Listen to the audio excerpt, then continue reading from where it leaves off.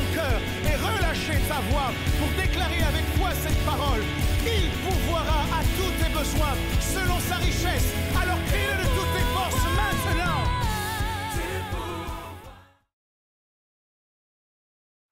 Nous pouvons nous asseoir dans la présence de notre Dieu et je voudrais vous proposer d'ouvrir avec moi vos Bibles, s'il vous plaît, dans 1 Chroniques chapitre 4, versets 9 à 10.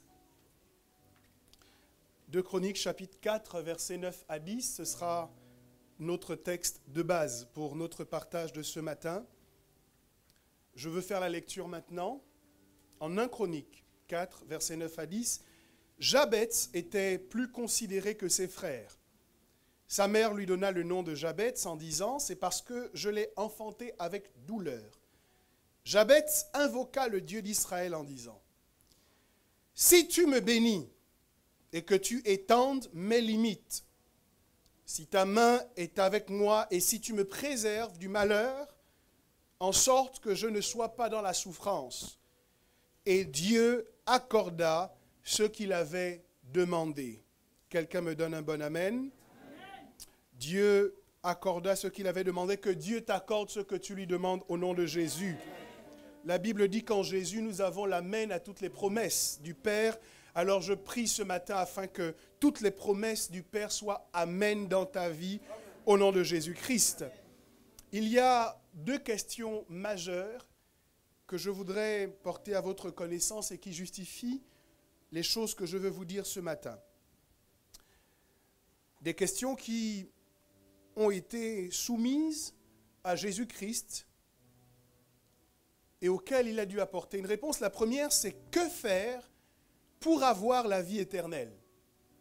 Tout au long de son parcours, il y a des hommes qui ont croisé le chemin de Jésus et qui étaient désireux de connaître les choses qu'il fallait faire, les actes qu'il fallait poser pour avoir la vie éternelle. Soit dit en passant, la vie éternelle dont il est question ici, c'est la vie dans l'éternité auprès de Dieu. C'est passer l'éternité auprès de Dieu, au paradis, comme on dit. Et donc, les gens qui étaient contemporains de Jésus étaient intrigués par cette question, la posaient à Jésus en espérant écouter de la bouche du Messie ce qu'il fallait faire, les actions qu'il fallait poser pour être sûr que l'éternité, il la passerait auprès du Père. Et je pense que cela doit être une question qui demeure dans le cœur de tous les hommes, de tous les êtres humains. En fait, nous devrions comprendre que la vie que nous menons aujourd'hui n'est qu'un petit temps de trêve dans une éternité de réalité. La question fondamentale que chacun devrait se poser, c'est que dois-je faire pour avoir la vie éternelle? Et si vous êtes ici ce matin, je prie que vous ayez déjà posé cette question et que vous ayez eu la réponse. Et que vous ayez posé les actions qui suivent la réponse. Il n'y a qu'une réponse valide à cette question. Pour avoir la vie éternelle, il faut accepter Jésus-Christ comme son Seigneur et son Sauveur personnel. Avoir la vie éternelle n'est pas le résultat de nos bonnes actions. Avoir la vie éternelle n'est pas le résultat de notre argent ou de nos diplômes. Avoir la vie éternelle, c'est le résultat de l'acceptation de Jésus-Christ dans notre vie en tant que notre Seigneur et notre Sauveur personnel. Et si vous m'écoutez ce matin et que vous ne l'avez pas encore fait, de grâce, penchez votre oreille, écoutez ce que je vous affirme maintenant. La vie que vous menez est un petit temps dans une éternité. C'est une opportunité, cette vie, de faire les bons choix. Vous êtes aujourd'hui comme un carrefour de votre destin. Et depuis le jour où vous êtes venu au monde, depuis le jour où vous êtes né, jusqu'au jour où vous vous en irez, toutes ces années que vous passez sur la terre sont une occasion que Dieu vous donne de faire le bon choix. Jésus dit, je suis le chemin, la vérité et la vie. Nul ne vient au Père qu'en passant par moi. Il est le seul chemin. Il est le seul moyen par lequel nous pouvons nous assurer une place auprès du Père pour l'éternité. En dehors de la présence de Dieu dans l'éternité, il n'y a de place que pour l'enfer. Et vous ne voulez pas aller en enfer. Vous ne voulez pas partager les souffrances du diable et des démons. Non. Vous voulez être auprès de Dieu, vivre une éternité idyllique. Et cela est possible au nom de Jésus-Christ. Que faire pour avoir la vie éternelle? Voilà une question que les hommes posaient à Jésus. Et je crois que c'est la question la plus importante que l'on doit poser dans sa vie. Avant de se demander quelles études dois-je faire, ou plus important encore, avant de se demander à qui est-ce que je dois me marier, dans quelle carrière je dois m'engager, dans quelle ville je dois emménager, qu'est-ce que je dois faire au quotidien. La question fondamentale à laquelle il nous faut répondre, c'est que dois-je faire pour avoir la vie éternelle? Et Jésus répondait à cette question, mais je crois que l'Église, en ayant compris l'importance de l'éternité, a mis tellement d'emphase sur cette interrogation que la deuxième, qui elle aussi est importante, nous pousse à chercher des réponses ailleurs qu'en Christ. La deuxième question, c'est que faire pour vivre heureux sur la terre? Oui, nous nous posons la question du ciel et nous obtenons des réponses par rapport à l'éternité. Gloire à Dieu pour le ciel. Gloire à Dieu pour l'éternité que nous passerons auprès de lui. Mais aujourd'hui même, nous ne sommes pas au ciel. Aujourd'hui même, nous sommes sur la terre. Et il m'est d'avis que Dieu ne nous a pas envoyés sur la terre dans le but de nous faire souffrir. Je ne crois pas que la vie sur la terre était dans la pensée de Dieu comme une punition pour le genre humain, mais qu'il a pour nous des projets de paix et non de malheur. Je crois qu'il est aussi spirituel de s'interroger sur l'éternité que de s'interroger sur le bonheur que nous devons vivre ici sur la terre. Certes, il y a une joie que nous n'expérimenterons que lorsque nous serons avec le Père, mais j'affirme ce matin qu'il y a des joies que nous devons vivre aussi ici sur la terre. Et cela ne dérange en rien notre Père qui se réjouit de notre épanouissement. Que dois-je faire pour avoir la vie éternelle? Et que dois-je faire pour vivre heureux ici sur la terre? J'ai choisi le texte d'un Chronique 9, d'un Chronique 4, versets 9 à 10, parce qu'il nous relate la déclaration d'un homme nommé Jabet. Jabet est né dans des conditions terribles parce que, ayant fait souffrir sa mère à la naissance, elle a choisi de lui donner le nom de Jabet, ce qui signifie « qui cause de la souffrance ». Jabet vivait donc une vie de malheur, une vie de douleur, une vie de souffrance. Partout où il allait, il était une source, une cause de souffrance. Mais Jabet a refusé de considérer que la souffrance était la seule chose qu'il devait vivre dans cette vie-ci. J'essaye de créer un électrochoc dans le cœur de quelqu'un qui a trop souffert, dans la vie de quelqu'un qui a beaucoup souffert, de quelqu'un qui a expérimenté trahison sur trahison, déception sur déception, douleur sur douleur. Et je viens te dire au nom de Jésus qu'il existe autre chose dans le cœur de Dieu te concernant. Non, tu ne souffriras pas éternellement. Tu ne souffriras pas pendant toute la durée de ton existence sur la terre, mais il y a de l'espace dans la grâce pour que tu vives heureux désormais. Jabet m'inspire parce que le cœur ou l'aspiration de cet homme indique qu'il avait un cœur pour la conquête. Il dit à Dieu, si tu étends mes limites, d'autres versions disent, si tu étends mes possessions, si tu étends mes territoires. Dans la prière de Jabet, il y a la présence d'une conscience certaine de ce que son bonheur était aussi lié au fait qu'il avait des possessions en abondance. C'est d'ailleurs de cela dont nous parlons lorsque nous parlons de conquête. Pourquoi conquérir? Pourquoi nous élancer dans la conquête? Parce que finalement, notre bonheur n'est pas fonction de ce que nous avons, au sens chrétien du terme. Pour nous, en tant que chrétiens, notre bonheur n'est pas fonction de ce que nous avons, mais il est fonction de ce que nous savons. En revanche, ce que nous savons doit affecter ce que nous avons. C'est parce que les enfants d'Israël savaient que Canaan était leur terre à eux, qui leur avait été promise par Dieu, qu'ils étaient en capacité de la revendiquer avec autant d'assurance. Ce que nous savons doit affecter ce que nous avons. Et Jabez savait que Dieu ne l'avait pas envoyé sur terre pour souffrir. Jabez était certain que le projet de Dieu pour sa vie, ce n'était pas la douleur, ce n'était pas le malheur.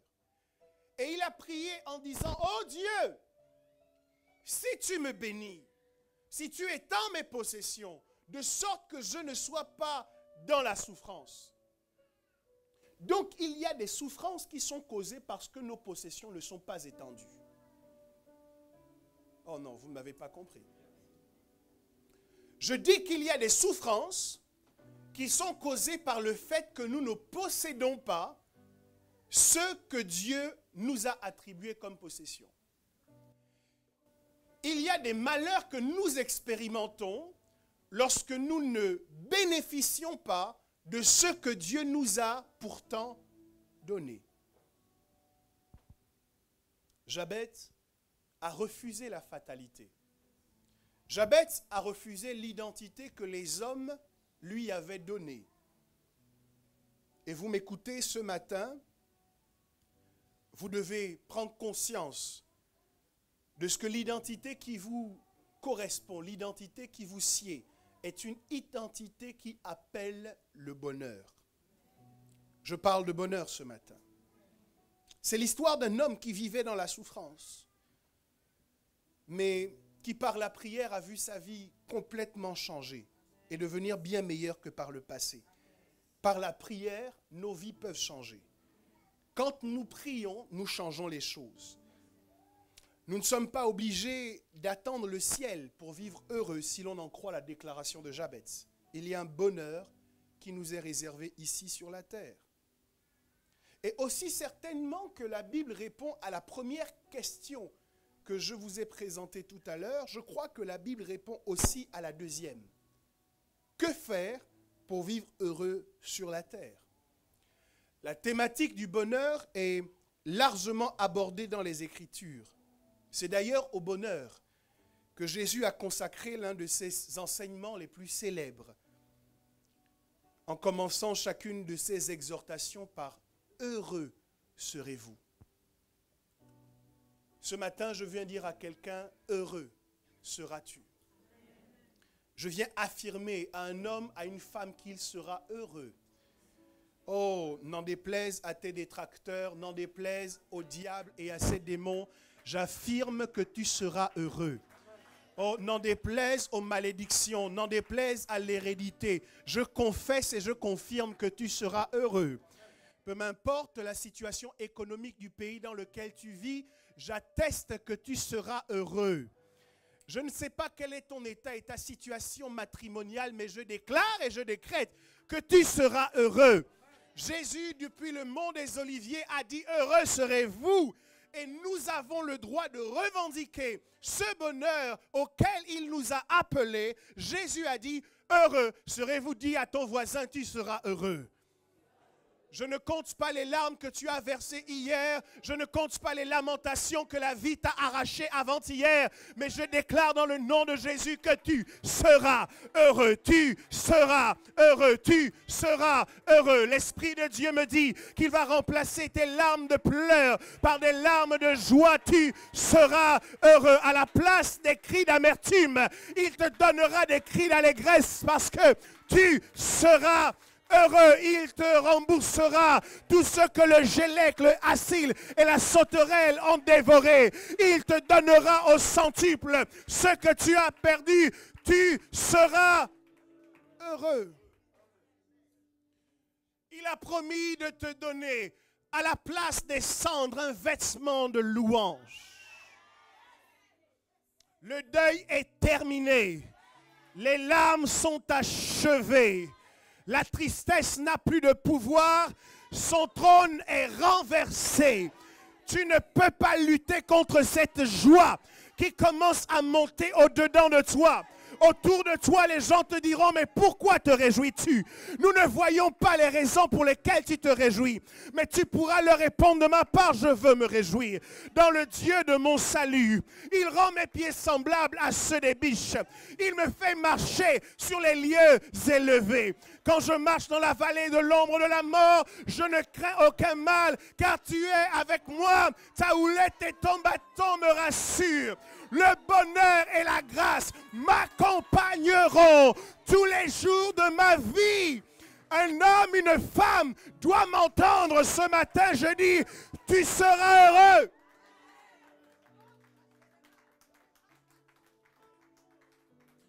Ne crois pas en ce diable qui t'attire dans le malheur. Ne crois pas en ce diable qui t'attire dans la douleur, qui te donne l'impression que la souffrance d'hier sera la souffrance de demain. Il y a un temps pour tout, nous dit l'Ecclésiaste.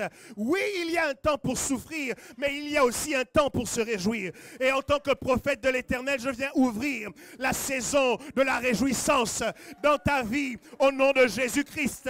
La saison de la réjouissance dans ta vie, au nom de Jésus.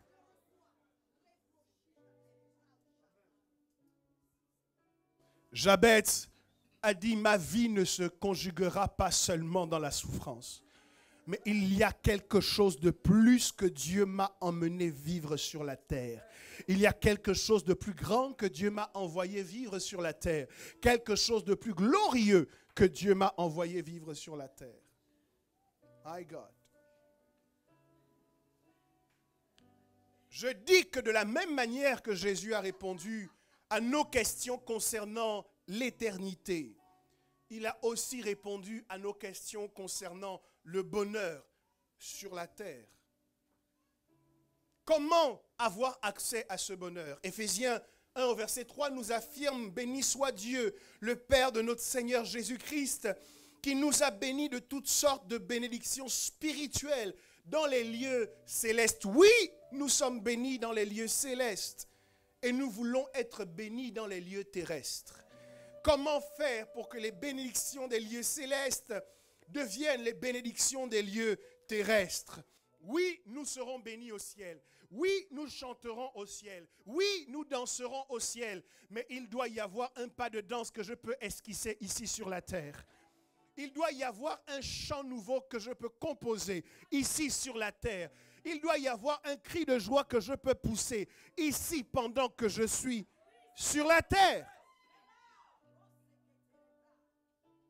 Comment avoir accès à ce bonheur? Quelles sont les réponses que la Bible nous propose?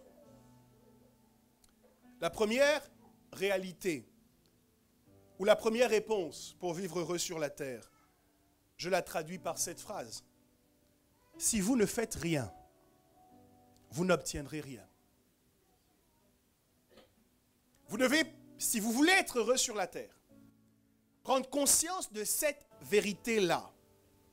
Si vous ne faites rien, vous n'obtiendrez rien.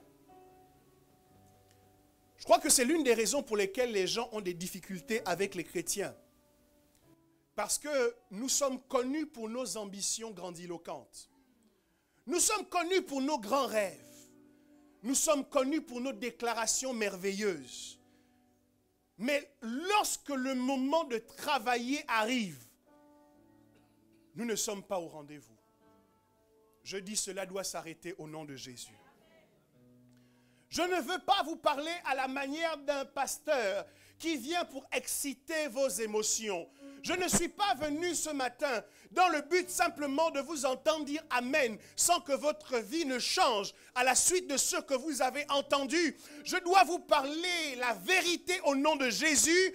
Peuple de Dieu, quelle que soit notre vision, quels que soient nos projets, quelles que soient nos prophéties, quels que soient nos songes, nos rêves et nos révélations, si nous ne faisons rien, nous n'obtiendrons rien, nous n'accomplirons rien. Il est temps d'arrêter de croiser les bras, de se lever et de se battre pour voir l'accomplissement de nos rêves. Pharaon a fait le rêve de cette vache grasse dévorée par cette vache maigre, de 7 épis de blé bien portants, remplacés par 7 épis de blé malade. Joseph a interprété les rêves de Pharaon, mais à la suite des rêves, il a fallu mettre en action un plan, une stratégie pour que le malheur qui avait été annoncé, révélé à Pharaon, que ce malheur-là ne frappe pas l'Égypte et n'ait pas raison de la puissance et de la richesse de l'Égypte. Oui, tu as rêvé. Et depuis, quand t'es-tu mis à travailler? Oui, tu as rêvé. Tu as fait des projets.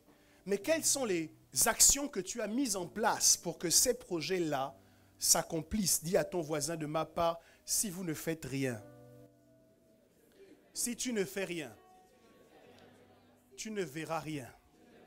Tu n'obtiendras rien. Alors fais quelque chose. Jabez a dû faire quelque chose. Quand il regardait sa mère, elle le regardait en disant, toi tu m'as causé de la souffrance.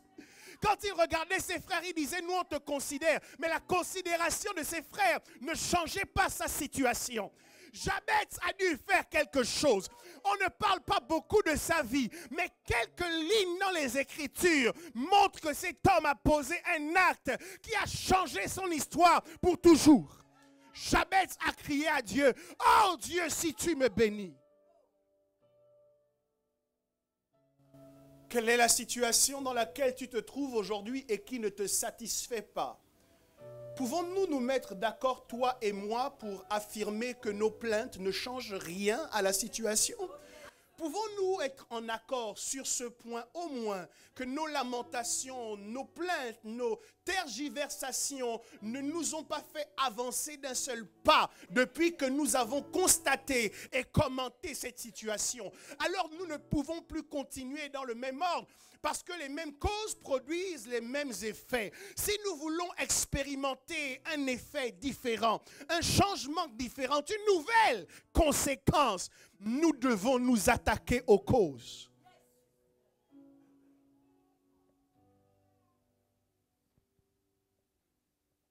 Je parle à ce frère célibataire qui se bat régulièrement avec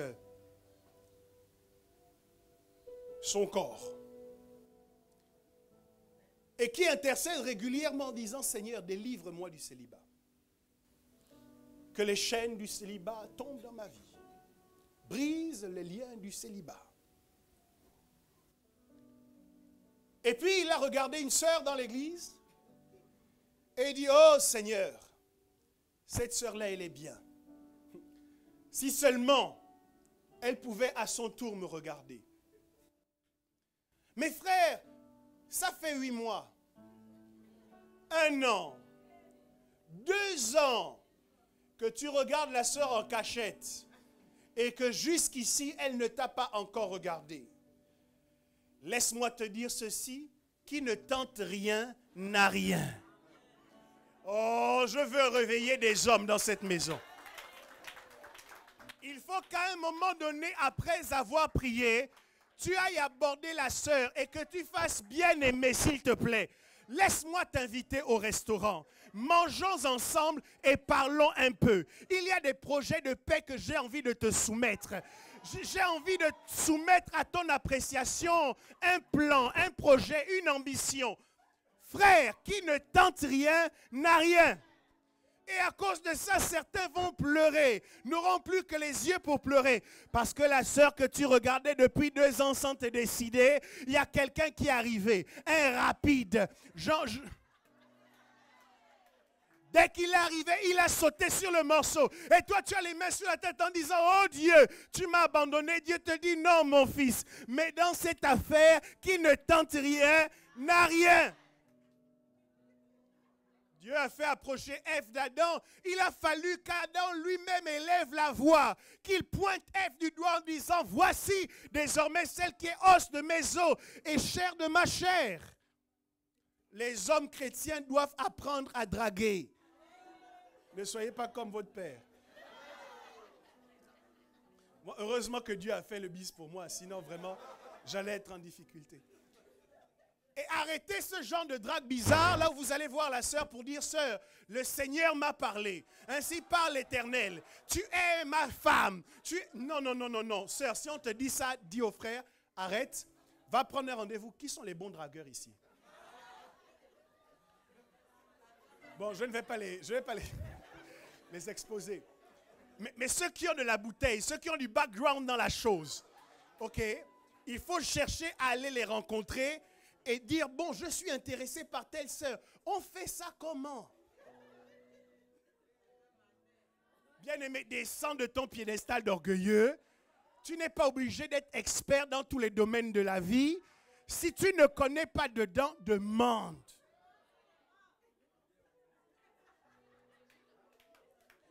Parce que qui ne tente rien, n'a rien. Certains d'entre vous, vous fatiguez les oreilles de Dieu avec des prières qui n'ont plus aucun sens. Dieu a fait Ève. Il a fait approcher de toi. Et depuis, tu la regardes de loin. Oh, secoue un homme à côté de toi. Dis-lui, sois courageux. Sois un homme.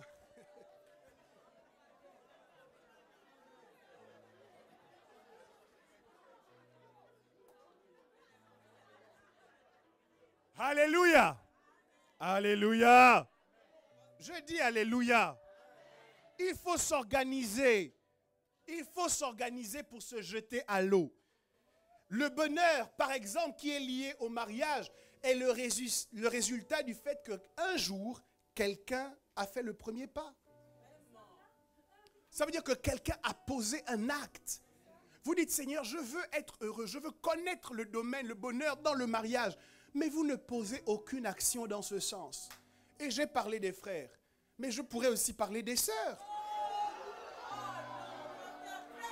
Je pourrais aussi parler des sœurs. Qui veulent le bonheur, mais qui affichent toujours un visage inattaquable. Un comportement inapprochable. Mais Dieu te pose une question, mais qu'est-ce que tu veux au juste? Tu veux qu'on t'approche ou tu ne veux pas qu'on t'approche? Il y a des comportements normalement qui permettent des approches. Alors vous me direz, non, pasteur, c'est les hommes qui doivent faire le premier pas. Je rends gloire à Dieu pour cela et c'est pour ça que j'ai encouragé les hommes de cette église à être courageux et sérieux. Mais quand je lis l'histoire de Ruth, je découvre que Ruth n'a pas épousé Boaz parce que Boaz a fait le premier pas. Il a fallu à un moment donné que Ruth vienne s'occuper de Boaz, qu'elle tourne autour de lui, qu'elle glane dans son champ. Lorsqu'il avait les pieds à l'air, qu'elle vienne couvrir ses pieds. Donc, mesdames, mesdemoiselles et messieurs, nous avons du travail à faire si nous voulons que nos vies changent. Si vous ne faites rien, vous n'obtiendrez rien. Bien entendu, je suis obligé de le dire, de peur que l'on ne me prête un certain nombre de pensées mal tournées. En Christ, l'amour ne ressemble pas à une autoroute à 4 voies dans laquelle le même frère peut avoir des discussions poussées avec 4 sœurs différentes. Je dis qu'en Christ, l'amour ne se conjugue pas comme une autoroute à 4 voies où une sœur identifie l'engagement d'un autre frère et s'organise pour le détourner de sa cible première. Je dis que ce n'est pas de Dieu. Ça se passe comme ça dans le monde. Ça se passe comme ça chez les païens. Mais chez les chrétiens, nous devons nous comporter différemment. L'amour dans la vie chrétienne ressemble plutôt à une route de campagne. Il n'y a que 2 voitures à la fois qui peuvent se croiser. Frère, avant de proposer quoi que ce soit à l'autre, vérifie que ton ancienne relation est bien terminée.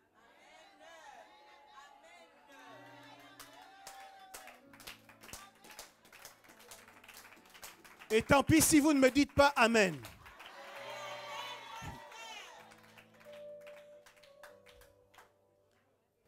Il faut respecter les engagements des uns et des autres. Il faut faire attention les uns aux autres. Vous voyez, la conquête au sens des Israélites ne s'est pas passée comme la conquête au sens du monde. Parce que la conquête du peuple hébreu, c'était une conquête qui impliquait le travail de tout le monde. Lorsque les uns avaient réussi à conquérir, ils aidaient les autres à aller dans leur conquête. Pas d'égoïsme dans la maison du Seigneur. Pas d'égocentrisme dans la maison de Dieu. Mais nous devons être bienveillants les uns envers les autres. Ce que tu n'aimerais pas qu'on te fasse, tu dois veiller à ne pas le faire à autrui. Parce que tout ce que nous faisons finalement est une semence. Et chaque semence appelle une récolte. Entreprendre aussi nécessite de prendre des risques calculés. Aucun entrepreneur n'a réussi, n'a connu le succès sans jamais avoir fait quoi que ce soit. Il a dû à un moment donné ou à un autre prendre un risque et se dire je vais me lancer. Peut-être que ce sera difficile, peut-être qu'il y aura des blocages, mais je vais quand même y aller. Toutes les grandes entreprises que vous admirez aujourd'hui sont le résultat de ce qu'un jour quelqu'un a dit je vais tenter.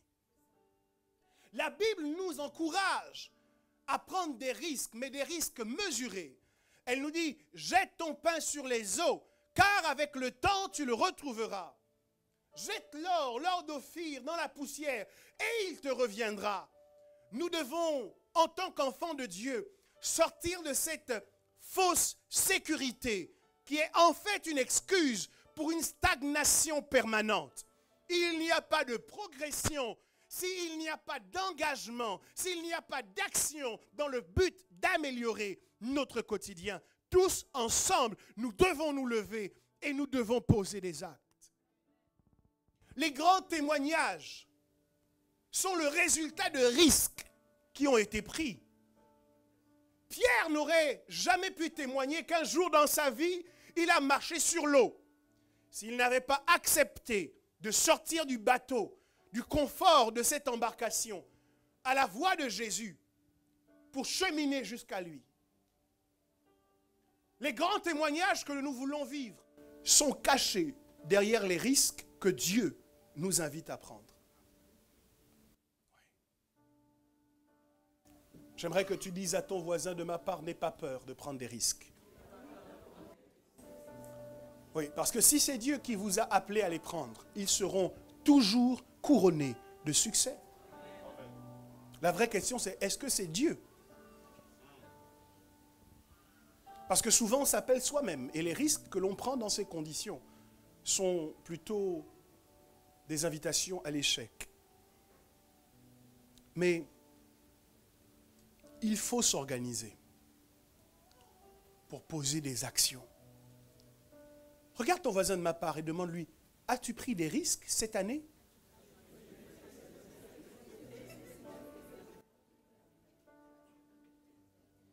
Et que Dieu nous aide à sortir de la mentalité du salarié. Je n'ai rien contre les salariés. Je n'ai rien contre le fait d'avoir un emploi et de gagner un salaire. J'ai quelque chose contre ce que ça produit dans le cœur des enfants de Dieu. Je sais qu'à la fin du mois, j'aurai mon salaire. Lorsque Dieu me propose de faire quelque chose de plus, je lui réponds non, parce que je sais qu'à la fin du mois, j'aurai mon salaire. Lorsque Dieu m'encourage à me lancer dans une entreprise, je lui réponds non, parce qu'à la fin du mois, j'aurai mon salaire. Cette mentalité-là doit être détruite au milieu de nous. Parce que ce que Dieu a en réserve pour toi est tellement supérieur à ce qu'un employeur peut te donner. Est tellement plus grand que ce qu'un patron peut te faire gagner. Bref, le premier secret pour connaître le bonheur sur la terre, ou pour être éligible au bonheur sur la terre, c'est de poser des actes. La Bible dit, à tes résolutions répondra le succès. Ça veut dire que lorsque nous n'avons pas pris de résolution, le succès ne peut pas nous répondre. Je dois dire, ok, j'ai 5 000 € sur mon compte bancaire. Plutôt que de dépenser cet argent, en quoi je peux l'investir? Et lorsque vous voulez l'investir, vous avez des gens ou des choses, des personnes qui vont commencer à vous dire, oui, mais attention, parce que si jamais ça ne marchait pas, je crois que la foi ne dit pas, et si ça ne marchait pas? La foi dit, ça va marcher. La foi dit, j'y vais. La foi dit, je n'échouerai pas. Dieu est avec moi, je réussirai. Voilà comment la foi fonctionne.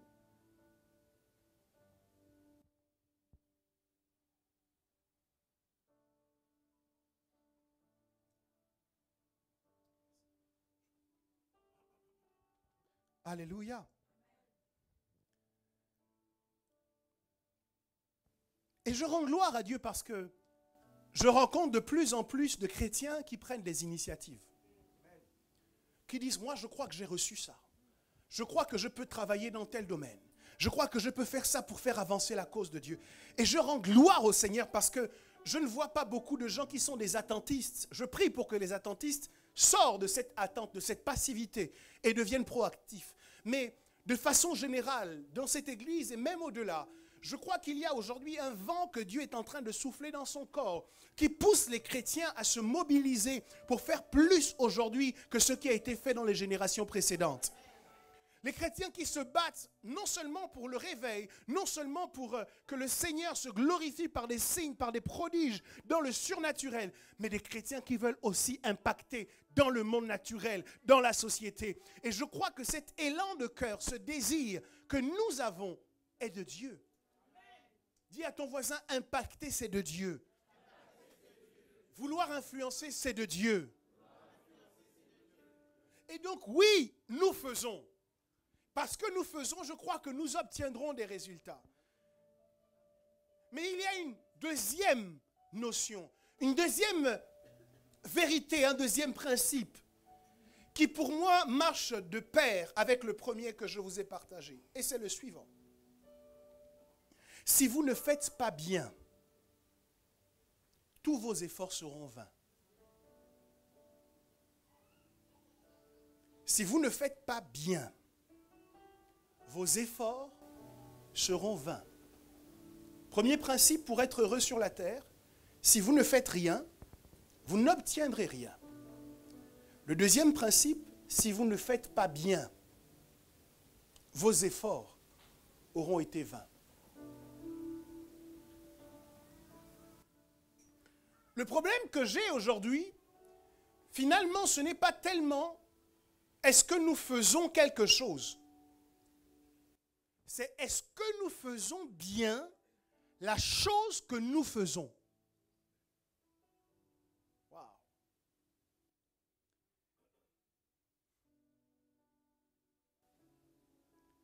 Vous pouvez décider de partir d'ici pour vous rendre jusqu'à Créteil à pied. Choisir d'ailleurs d'en profiter pour faire votre footing. Vous sortez de ce lieu et vous vous mettez à courir. Normalement, pour aller à Créteil, il y a un chemin qu'il faut prendre. Et sur ce chemin, vous allez devoir transpirer. Vous allez produire des efforts, vous allez fournir des efforts qui seront couronnés une fois que vous serez arrivé à destination. Amen. Amen. Mais prenons l'exemple de quelqu'un qui veut se rendre à la même destination, mais qui ne connaît pas le chemin. Et qui, lorsqu'il sort de ce lieu, s'engage dans la mauvaise direction. Pensez-vous que cette personne ne fournira aucun effort? Bien sûr que si. De toutes ses forces, cette personne va accélérer. Et ne voyant toujours pas le panneau indiquant Créteil, elle va se dire, il faut que j'aille encore plus vite et que j'aille encore plus loin. Et elle va transpirer, elle va perdre des calories, elle aura fourni beaucoup d'efforts, mais elle n'arrivera pas à destination. Ses efforts auront été vains parce qu'elle ne s'est pas engagée sur le bon chemin. Combien d'entre nous, nous posons des actions, nous avons fixé des objectifs et nous espérons pouvoir nous en rapprocher. À ce niveau, sur ce premier principe, on ne peut pas nous trouver en défaut. Mais là où le diable réussit à nous attraper, là où le succès refuse de se livrer à nous, c'est est-ce que ce que nous faisons, nous le faisons bien? Lorsque je parle de faire bien, beaucoup d'entre vous, vous m'entendrez avec une oreille humaine, une oreille charnelle, une oreille mondaine. Parce que j'ai découvert que faire bien au sens du monde, ce n'est pas la même chose que faire bien au sens de Dieu. Et je m'explique. Dans le monde, la fin justifie les moyens. Pour réussir, vous pouvez mentir, voler, tricher, trahir, salir. Lorsque vous arrivez au bout de votre objectif, tout le monde vous acclame en disant « Waouh, il a réussi ». Et lorsque je dis « Est-ce que nous faisons bien ce que nous faisons ?», beaucoup d'entre vous écoutent et se disent « Est-ce que je produis les résultats que je dois produire ?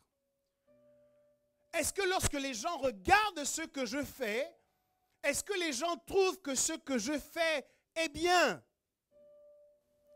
Est-ce que les apparences de mes réalisations sont ovationnées par ceux qui sont témoins de mon engagement? Voici les questions que l'on se pose lorsqu'on a une approche de cette expression qui est encore naturelle. Mais j'ai réalisé que dans la pensée de Dieu, les choses sont terriblement différentes, presque à l'opposé de la manière dont les hommes conçoivent ce que c'est de faire bien. Pour Dieu, la fin ne justifie pas les moyens. Non. Dans la pensée de Dieu, le bien, ce n'est pas seulement le résultat, c'est aussi la manière. Oh my God. Dans la pensée de Dieu, ce n'est pas seulement le chiffre d'affaires que tu feras, c'est comment tu es arrivé à ce chiffre d'affaires-là. Dans la pensée de Dieu, ce n'est pas seulement le mariage qui compte, c'est de quelle manière tu es rentré dans ce mariage-là.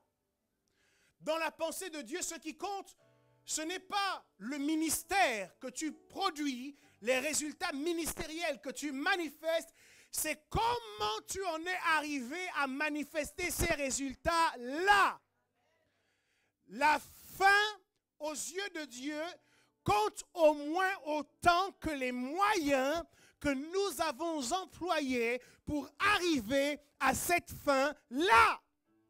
C'est pour cette raison qu'il y a des gens qui diront, Seigneur, n'avons-nous pas prophétisé en ton nom? N'avons-nous pas chassé les démons en ton nom? N'avons-nous pas guéri les malades en ton nom? Ne sommes-nous pas devenus célèbres en ton nom? Les foules ne nous ont-elles pas acclamés en ton nom? Jésus leur dira, retirez-vous de moi, vous tous qui commettez l'iniquité, je ne vous ai point connus.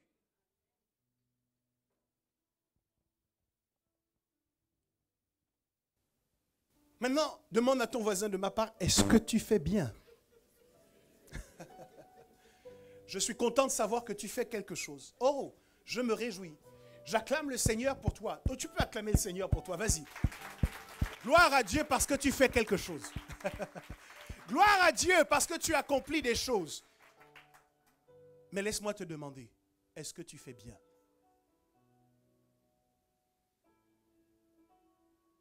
Abraham avait reçu une promesse de Dieu, celle qui serait le père d'une grande multitude. Et ça commençait par avoir un fils. J'apprécie le fait que Abraham nous donne ici une leçon. Pour avoir beaucoup, il faut commencer par un peu. Une leçon que beaucoup de chrétiens n'ont pas. Alors, beaucoup de chrétiens sont d'accord pour avoir des millions, mais ils ne sont pas d'accord pour savoir gérer les centaines d'euros qu'ils ont aujourd'hui. Avant d'avoir la postérité, Dieu te donne d'abord l'héritier. Si tu ne sais pas gérer l'héritier, tu n'es pas qualifié pour avoir la postérité. C'est pour cette raison, cette incompréhension, que les petites choses que Dieu nous donne, nous les méprisons, nous les négligeons, en nous attendant à des choses plus grandes. Mais Dieu dit que si nous sommes infidèles dans les petites choses, Dieu ne nous confiera pas de plus grandes. Dans le contexte de la vie chrétienne, de la vie de l'église locale, à plusieurs reprises, du travail peut nous être confié. Et ce que Dieu regarde dans ces conditions, c'est est-ce que nous faisons bien le peu qu'il nous a confié? Beaucoup d'entre nous, parce que nous estimons que ce qu'on nous a confié est trop peu, ne correspond pas à notre appel merveilleux, ne correspond pas à la puissance que nous sommes capables de déployer, à notre haut niveau d'onction. Nous méprisons ces choses, nous les traitons avec hauteur, avec orgueil. Nous sommes déloyaux et infidèles dans ces petites choses que Dieu nous donne et nous nous plaignons de ce qu'il ne nous confie pas. Il ne nous confie pas des choses plus grandes. Je pose une question, c'est normal ou c'est pas normal?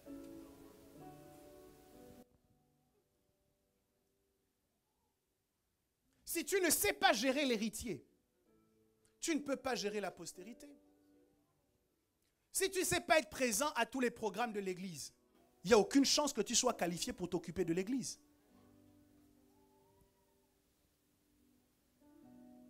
Si tu ne sais pas gérer l'héritier, tu ne peux pas gérer la postérité. Bref, Abraham dit à Dieu, tu m'as fait des promesses, mais je vais aller mourir. Je vais vers la mort et pour l'instant, je n'ai toujours pas d'héritier. Dieu lui dit, je vais te donner un fils. Abraham se dit, en accord avec Sarah d'ailleurs, il est possible que le fils que Dieu veut me donner doit passer par le ventre d'Agar, la servante. Abraham et Sarah se mettent d'accord pour que Abraham fasse un enfant avec Agar. Aux yeux du monde, on pourrait dire, Abraham a réussi son coup, il est devenu père d'un héritier. Mais quand Dieu va lui dire, sacrifie-moi ton fils, il précise ton unique. Alors que Ismaël a déjà 13 ans. Il est même plus âgé. C'est-à-dire qu'Ismaël est né depuis longtemps. Abraham ensuite a eu Isaac. Mais quand Dieu demande le sacrifice, il précise, donne-moi ton fils, ton unique. Ça veut dire qu'aux yeux de Dieu, les compteurs après Ismaël demeuraient à zéro. Vous ne comprenez pas bien ce que je dis? Laissez-moi maintenant le traduire dans votre quotidien. Ça veut dire que, my God, l'entreprise que tu as créée sans respecter les principes divins. Lorsque tu as fini de créer cette entreprise, qu'on consulte ton compteur au ciel par rapport à ta destinée et aux choses que tu devais faire, Dieu dit jusque-là, tu n'as même pas encore commencé. Les relations dans lesquelles tu devais t'investir, les gens que tu devais bénir, les gens avec lesquels tu devais être en amitié, tant que ces relations n'ont pas été construites sur la fondation de Christ, Dieu te regarde et il dit 0. L'argent que tu apportes, regardez le principe de la dîme. Je vais être plus pratique. Vous apportez, vous comptez dans vos revenus 10% et vous les apportez. Et vous êtes heureux parce que vous dites, moi j'ai payé ma dîme. Mais au ciel, quand Dieu regarde, il dit 0. Parce que la dîme, ce n'est pas juste 10% de votre salaire. La dîme, ce sont les premiers 10% de votre salaire. Ça veut dire que lorsque vous touchez votre salaire avant une quelconque dépense, les premiers 10% doivent être prélevés et apportés dans la maison du trésor. Donc, il y a des gens parmi nous qui se disent avoir été fidèles dans leurs données pendant des années, mais quand on regarde au ciel, en fait, c'est 0. Pour quelle raison? Parce que Dieu regarde aussi bien la fin que le moyen. Wow. Je ne sais pas, je pensais vous aider ce matin. En fait, si vous faites ce que je dis, vous serez heureux. Si vous comprenez ce que je dis, vous serez heureux. L'inverse est également vrai. Ok? Cet inverse-là, je dis qu'il est vrai parce que la Bible me le dit, mais aussi parce que j'ai pu voir des vies qui stagnent, des vies qui ne prospèrent pas parce que les règles que Dieu fixe ne sont pas respectées. J'ai un ami qui est ingénieur en ponts et chaussées et qui a été sollicité pour travailler sur des chantiers publics importants. Et il me dit que il était régulièrement obligé de se mettre en colère avec les ouvriers parce que entre les plans qui avaient été faits, les recommandations qui avaient été données et la mise en pratique des ouvriers, il y avait un fossé. Vous savez comment on appelle ce fossé-là? La liberté. Dans notre langage, on appelle ça la liberté. Il y a des instructions qui sont données, et entre les instructions qui sont données et ce que nous faisons, il y a un gouffre. Et vous savez comment on appelle ce gouffre-là? La liberté. Le vrai nom de cela, c'est le désordre. À titre d'information. Il m'explique qu'il était obligé de se fâcher méchamment avec les ouvriers. Et il leur expliquait ceci. Le problème, c'est que si vous continuez à faire comme vous faites, le bâtiment, extérieurement parlant, sera beau. Tout le monde dira, waouh, ils ont réussi, ils ont terminé le chantier dans les temps. Mais parce que vous n'aurez pas respecté les méthodes, les matériaux, les plans à la lettre, ce bâtiment-là va s'effondrer avec des gens dessus. Et c'est mon nom qui va sortir et qu'on va apporter pour dire il a mal fait son travail. Donc, casser et recommencer. Et je me suis rendu compte que Dieu fonctionne comme cela aussi avec nous. Tout ce que Dieu fait est parfait. Il n'accepte pas que son nom soit mis sur un chantier qui est sur le point de s'effondrer. Quand il regarde beaucoup de nos vies, il voit des chantiers qui sont brinque-ballants. Parce que ça a été construit sur le mensonge, sur l'hypocrisie, sur le vol, sur la duplicité. Et on est en train de dire devant tout le monde, je suis chrétien. Mais Dieu sait que cet édifice-là ne tiendra pas dans la durée. Et donc il arrive que lui-même il passe par là et qu'il pousse de son doigt pour que tout s'effondre. Et tu dis, oh Dieu, tu m'as abandonné. Non, c'est justement parce que Dieu est présent qu'il a tout cassé. C'est parce qu'il est là qu'il casse cette relation dans laquelle tu es rentré. Tu as rencontré le gars dans un bar, dans une boîte de nuit, et tu supposes qu'il va changer lorsqu'il t'aura passé la bague au doigt. Et lorsque vous êtes mariés et qu'il recommence la vie des boîtes de nuit, la vie de la drague, la vie des filles, ainsi de suite, tu dis, oh, qu'est-ce qui se passe? Dieu dit, tu as construit ton édifice sur des fondations qui n'étaient pas solides. Et au moindre séisme, ça va s'effondrer. Je voudrais maintenant, pendant que tu m'écoutes, que tu penses à toutes les choses que tu es en train de construire dans ta vie. Toutes les choses que tu construis dans ta vie. Laisse-moi te dire que Dieu a des instructions précises pour tout ce que tu fais dans ta vie. Que ce soit spirituel, que ce soit naturel, que ce soit professionnel, que ce soit relationnel. Tout ce que tu fais dans ta vie, il y a des plans dans la pensée de Dieu qui sont tracés avec autant, sinon plus de précision que les plans d'un architecte pour construire un bâtiment. Et la question que je veux te poser alors que tu penses à tout cela, c'est est-ce que Dieu est vraiment l'architecte de tous ces domaines de ta vie? Et est-ce qu'en les construisant, tu suis scrupuleusement les plans que Dieu t'a donnés? Sans utiliser d'onction prophétique, je peux te l'affirmer maintenant. Si les plans divins ne sont pas respectés, la main de Dieu ne sera pas dans ce que tu fais.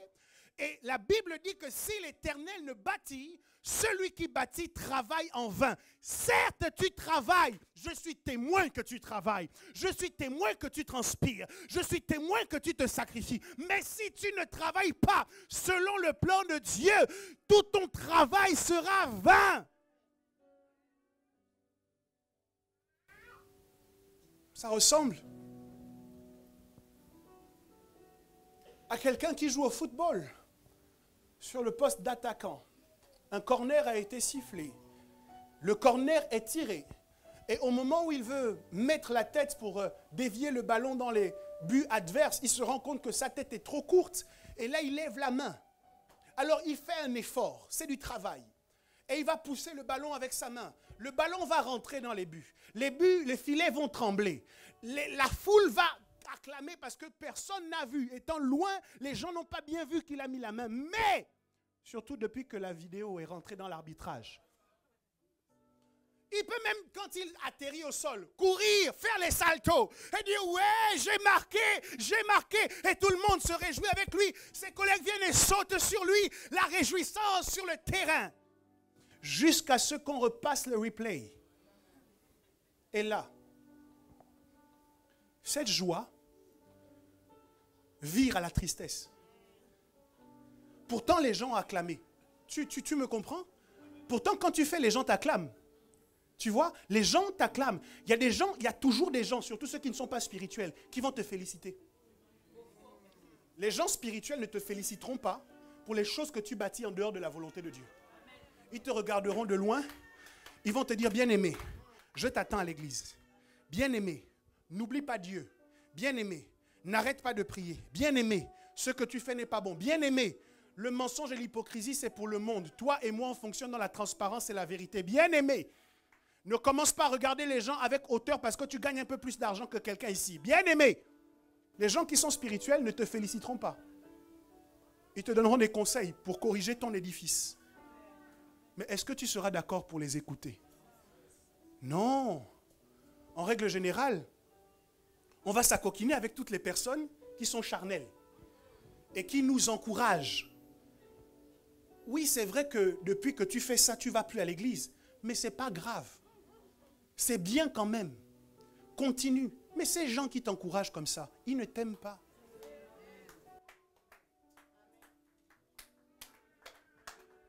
Et il y en a qui vont dire, oh non, on n'est pas soutenu. Mais mon ami, de vous à moi, laissez-moi vous dire une vérité. Je sais qu'ici, en tant que pasteur principal, il y a beaucoup de paramètres qui peuvent vous faire penser que je suis le chef. J'ai une chaise devant. Généralement, quand je monte sur l'estrade, les gens applaudissent. Donc, quand vous arrivez, vous pouvez penser que moi, je suis chef. Je ne suis pas chef ici. C'est Jésus qui est le chef.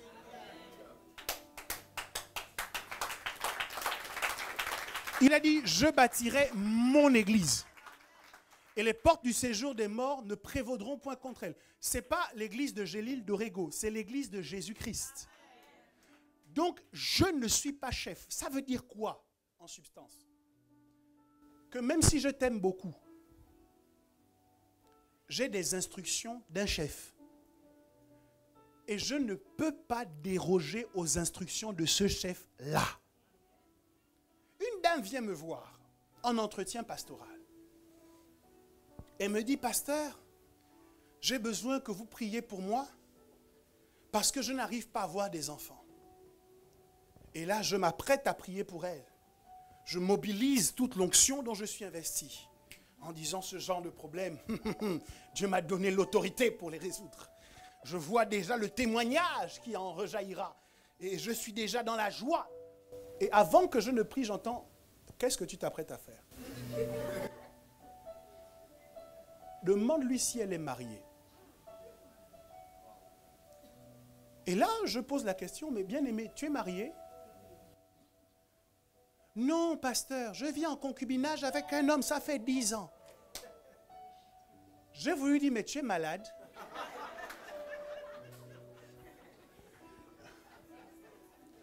Mais il y a des gens qui sont des vampireux. Alors, elle veut vivre dans le péché. C'est son choix, c'est son droit le plus absolu. On ne peut pas contraindre quelqu'un à vivre dans la sanctification. Mais comment vous pouvez essayer d'emmener le pasteur à devenir participant à votre situation de péché? Quelle que soit l'affection que j'ai pour toi, l'amour que j'ai pour toi, je t'attrape dans les murmures et les critiques au nom de Jésus. Je te dirai, bien-aimé, ce que tu fais n'est pas de Dieu. Repens-toi maintenant.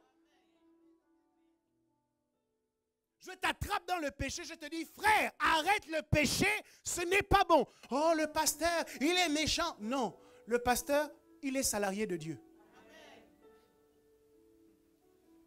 Les gens viennent comme ça mettre la pression sur les serviteurs de Dieu, sur les prophètes, pour essayer de nous obliger à déchirer la Bible. Mais il faut que vous compreniez, nous ne faisons que ce que Dieu nous donne le droit de faire et rien de plus. Le jeune prophète avait reçu un mandat de puissance pour aller parler contre l'autel sur lequel on offrait des sacrifices impies. Lorsqu'il a fait sa déclaration, l'autel s'est brisé. Le roi qui a voulu le menacer a eu sa main sèche. Un ministère de puissance. Mais Dieu lui avait donné une instruction. Ne va manger chez personne. Ne t'arrête chez personne. Il a fallu que le vieux prophète vienne et qu'il le manipule avec un certain nombre de subterfuges. Le jeune homme est allé chez le vieux prophète et là, le même vieux prophète lui a dit, parce que tu n'as pas écouté la voix de ton Dieu, tu mourras. Il est sorti de là et un lion en a fini avec lui. Il y a des pasteurs qui ont croisé des lions à cause des fidèles qui les poussaient à faire autre chose que ce que Dieu a dit. Je ne suis pas sérieux. Je ne fais rien de correct. Mon nom se retrouve dans tous les murmures, dans toutes les médisances, dans toutes les critiques. Ma maison est le lieu des murmures. C'est le QG. On a parlé de Gilgal ici, mais il y a des Gilgos. Ma maison, c'est le QG. Chez moi, oh, on te parlera de maman pasteur. Chez moi, oh, on te parlera du pasteur. Tu verras. Par contre, je suis toujours là à demander plus de place, des positions, des titres, des reconnaissances, des recommandations, des honneurs. Tu n'auras rien. Au nom de Jésus. En tout cas, pas ici. Il y a d'autres églises dans lesquelles on sera content de t'applaudir parce que l'objectif du pasteur dans ces endroits, c'est de voir la congrégation grandir. La vie des gens peut changer, la vie des gens ne change pas, ça ne lui fait rien. Son objectif, c'est d'avoir plus de monde. Je veux bien que l'église grandisse, mais je ne veux pas qu'on grandisse mal. Je ne veux pas qu'on grandisse avec l'orgueil, je ne veux pas qu'on grandisse avec la déloyauté, je ne veux pas qu'on grandisse avec l'infidélité. C'est pour cette raison que vous pouvez compter sur moi pour vous attraper et vous bloquer, vous dire stop, là, tu n'avances pas tant que tu n'as pas réglé ça. Et plutôt que d'être en colère, mon Dieu, nous ferions mieux de nous remettre en question pour changer. Pourquoi? Parce que tous les efforts que nous aurons faits seront vains si nous ne les avons pas faits bien. Ça veut dire quoi, faire bien? La semaine prochaine, je vous parlerai de la fréquence du bonheur. Parce que, théologiquement, je peux peut-être faire une digression. Ce que nous croyons, c'est que Dieu nous a bénis de toutes sortes de bénédictions. Ce que nous croyons, c'est que la grâce de Dieu ne consulte pas ce que nous faisons de bien ou ce que nous faisons de mal. Vous me suivez? Donc il y a peut-être un paradoxe dans ce que je suis en train de dire. Pasteur, tu nous as dit que comme nous avons la grâce, de toute façon Dieu nous bénira quoi que nous fassions et quel que soit ce que nous avons fait. Et en même temps, pasteur, tu nous dis, veillez sur votre caractère, veillez sur votre comportement. Mais pasteur, on se situe où? Pour que vous compreniez comment ce paradoxe se traite, vous devez imaginer que Dieu est comme un récepteur, ou plutôt un émetteur, et que nous sommes des récepteurs. Au niveau du psaume 23, on parle de la coupe qui déborde. Tu oins l'huile ma tête et ma coupe déborde. Nous sommes des coupes, nous sommes un réceptacle dans lequel Dieu vient se déverser. Alléluia. La seule difficulté ne vient pas de l'émetteur. Parce que conformément à son engagement depuis la mort et la résurrection de Jésus, Dieu émet des bénédictions. Toutes les bénédictions dont nous avons besoin, Dieu les envoie. Dès que nous demandons quelque chose au nom de Jésus, cette chose-là nous est accordée. Le ciel décaisse et l'argent part. Le ciel décaisse, le mariage part. Le ciel décaisse, le travail part. Le ciel décaisse, tout ce que nous demandons nous est accordé, c'est la Bible. Vous savez ce qui se passe? Pourquoi nous ne recevons pas tout ce que Dieu nous envoie? Le problème, ce n'est pas l'émetteur, c'est le récepteur. Imaginez que vous ayez un robinet, que vous ouvriez le robinet pour que l'eau coule, et que vous prenez un verre. Et au lieu de le mettre sous le filet d'eau qui s'écoule, vous le positionnez à côté. Le verre reste désespérément vide. Est-ce que le robinet n'est pas ouvert? Si. Est-ce que l'eau ne coule pas? Si. Mais comme le verre n'est pas correctement positionné, le verre ne peut pas se remplir. C'est le problème de beaucoup de chrétiens aujourd'hui. Dieu continue de bénir. Mais comme nous ne sommes pas bien positionnés, nous ne pouvons pas recevoir toutes les bénédictions que Dieu nous envoie. Et je vais vous choquer.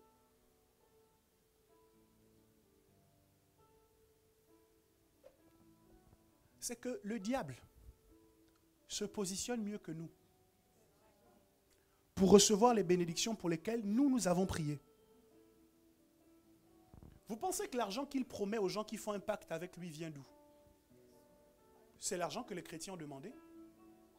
Vous pensez que la célébrité, la gloire qu'il promet aux gens qui ne sont pas chrétiens, qui font un pacte avec lui, ça vient d'où? Mais c'est le résultat de ta prière, parce que seule ta prière au nom de Jésus peut débloquer le coffre-fort du ciel. Satan ne peut pas. Qu'est-ce qu'il fait? Il se pose en embuscade. Dès que la bénédiction arrive et que tu n'es pas correctement positionné, il l'arrache et il la commercialise. Voilà le problème dans lequel nous sommes aujourd'hui. C'est un problème de fréquence. La station qui émet BFM ou RMC ou Nostalgie, l'antenne émet des ondes en permanence. Et vous êtes dans votre voiture ou à la maison et vous dites, mais pourquoi je ne capte pas RMC? Et au lieu de vous poser la bonne question, vous dites, certainement RMC a un problème avec moi. Certainement RMC a un problème. Certainement il y a quelque chose qui ne va pas chez RMC. Et vous cherchez sur Internet leur numéro de téléphone. Et vous appelez. Et là vous faites un scandale. Mais c'est pas normal. Pourquoi je ne capte pas RMC? Qu'est-ce qui se passe? C'est comme ça que les chrétiens font. Oh Seigneur, tu m'as abandonné. Pourtant tu m'avais fait telle promesse. Tu avais dit tant de choses. Mais où est-ce que c'est aujourd'hui? Et là le standardiste dit, monsieur, madame, est-ce que vous avez Je crois que c'est le ministre Dico qui m'avait fait rigoler parce qu'il travaillait dans un service de hotline pour l'informatique. Et il me dit, prophète, on entend des fois des choses bizarres. Une fois, il y a quelqu'un qui les appelle et qui dit, je ne comprends pas, mon écran est tout noir. Et là, il demande, vous pouvez bouger la souris? Et la personne bouge la souris. Ah ouais, ça marche. L'écran était en veille. Je reviens à ce que je suis en train de vous dire. Ça vous surprend, hein? Mais nous, en tant que chrétiens, on est comme ça avec Dieu. On fait exactement la même chose. Oh Dieu, je n'ai pas reçu ma bénédiction. Et puis Dieu te dit, tu étais à l'église quand je l'ai envoyé. Ah non, je devais rendre visite à un ami et ça faisait longtemps qu'on s'était vu. Dieu dit, ok, tu assumes. Seigneur, tu ne m'as pas donné le mariage. D'accord? Pour entrer dans le mariage, nous au ciel, on souhaite que les gens soient mariables. Depuis que je te connais et que je t'observe, je ne te connais pas comme quelqu'un de mariable.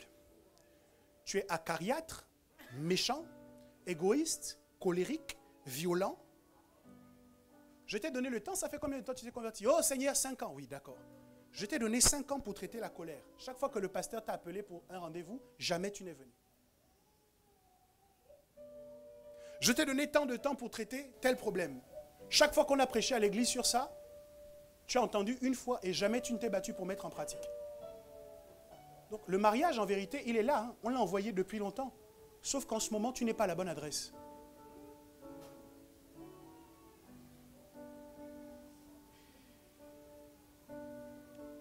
Si vous ne faites pas bien, oui, vous ferez des efforts. Mais vos efforts seront vains. Et je ne veux pas que vos efforts soient vains. Je ne veux pas que nos efforts soient vains. Je souhaite que nous travaillions et que nous recevions le résultat, la récompense de notre travail. Dieu n'est pas en faillite. Il rémunère encore les gens. Il paye encore les gens. La Bible dit qu'il n'est débiteur de personne. Mais nos habitudes et nos attitudes nous excluent de ce que nous devons recevoir. Et donc, RMC vous dira, vous êtes connecté sur quelle fréquence? Et là, vous vous rendez compte que la fréquence sur laquelle vous êtes n'est pas la bonne. Ils vous recommuniqueront leurs coordonnées et vous diront, réglez votre récepteur sur cette fréquence. Et là, comme par magie, vous allez vous rendre compte que les choses sont fluides. Vous recevez avec facilité. Vous n'avez plus besoin de vous battre pour prier. Vous n'avez plus besoin de vous battre pour que Dieu vous accorde quelque chose. Quel est ce Père sur lequel on est obligé de faire une grande pression pour qu'il nous donne ce qui est normal? Ce n'est pas notre Dieu. Il nous donne avec facilité. Mais où est-ce que nous sommes? Imaginez que votre verre ne soit pas complètement à l'extérieur, mais il y ait juste un tout petit filet qui coule.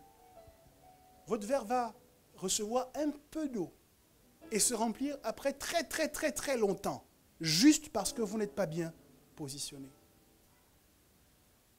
C'est le problème que nous avons avec le cœur. Au sujet de la coupe, et je vais m'arrêter là. Qui veut que sa coupe déborde? Oh, j'entends pas bien vos amens. Amen. Qui veut que sa coupe déborde? Je ne sais pas, peut-être que quand moi je demande, il ne répond pas bien, mais est-ce que tu peux demander à ton voisin, est-ce que tu veux que ta coupe déborde? Et vérifie sa réponse.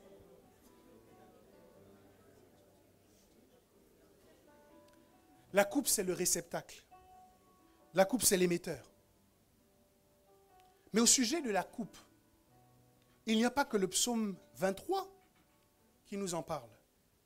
Jésus est en présence d'hommes religieux sous tous abords. Et en Matthieu 23, versets 26 à 28, il va leur faire cette déclaration. Pharisiens aveugles, nettoie premièrement l'intérieur de la coupe et du plat, afin que l'extérieur aussi devienne net. Celui qui veut que sa coupe déborde, doit nettoyer l'intérieur de sa coupe. Ça ne sert à rien de nettoyer l'extérieur pendant que l'intérieur est plein de méchanceté, d'hypocrisie, de toutes ces mauvaises choses. Ça ne sert à rien. Oh oui, de l'extérieur, tout le monde verra que c'est génial. Et je crois que c'est l'une de nos difficultés aujourd'hui dans le corps de Christ. Les gens sont devenus des experts dans l'art de faire semblant. Tu vois, c'est ce qui m'a surpris parce que j'ai découvert un jour que les gens ne changent pas. Ils apprennent à faire semblant. Puisque le pasteur, le jour-là, t'avait trouvé, t'avait capté, t'avait pincé. Et t'avait dit, on ne parle pas comme ça à ses frères. Qu'est-ce qui se passe? Avant de leur mal parler, tu vérifies juste que le pasteur n'est pas dans les parages. Oui ou non? Mais en faisant ça, c'est pas... Je vous ai dit, le pasteur, ce n'est pas le chef. La difficulté qu'on a, c'est que notre Dieu, il voit tout. Même quand le pasteur n'a pas vu, Dieu a vu.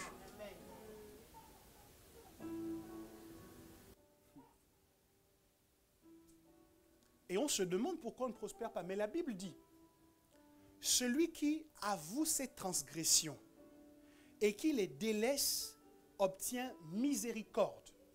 Mais celui qui cache ses transgressions ne prospère pas. Pourquoi je ne prospère pas? Est-ce que je suis transparent avec mes leaders sur ce qu'il y a dans mon cœur? Sur les difficultés que j'ai, sur les problèmes avec lesquels je me bats? Est-ce que je suis transparent?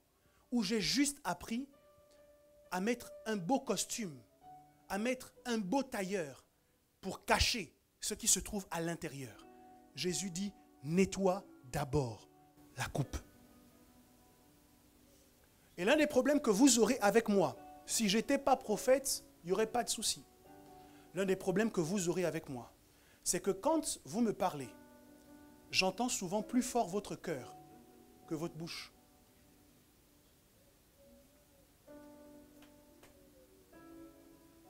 La Bible dit que Jésus regardait l'assistance et Jésus, sachant ce qu'il disait dans leur cœur. Ça, c'est un don que le Seigneur transmet à ses prophètes. Donc, il y a des fois dans lesquelles vous allez des situations dans lesquelles vous allez me dire tout ce qu'il faut dire. Et puis à la fin, je vais quand même vous dire, il y a un problème. Il y a quelque chose qui ne colle pas parce que je suis censé sentir la fréquence. Quelqu'un qui veut faire du bien aux autres, quelqu'un qui est bienveillant, il y a une émanation, il y a un type de cœur qu'on doit sentir dans sa parole. La Bible dit que c'est de l'abondance du cœur que la bouche parle. Mais quand toi tu parles, on entend le mensonge, on entend la volonté de salir les autres, la volonté de détruire le témoignage des autres. C'est difficile d'avancer avec toi dans ces conditions parce qu'il y a un problème de cœur. Et le serviteur de Dieu qui va sans jamais te faire asseoir par rapport à ton problème de cœur, le serviteur de Dieu qui va te pousser comme si de rien n'était, ne te rend pas service. C'est un édifice brinque-ballant et au moindre séisme, tu t'effondreras comme un château de cartes. Et je prie que ce ne soit pas ton cas au nom de Jésus. Maintenant, tenons-nous sur nos deux pieds et nous allons... Providence, Providence, une fois d'avant.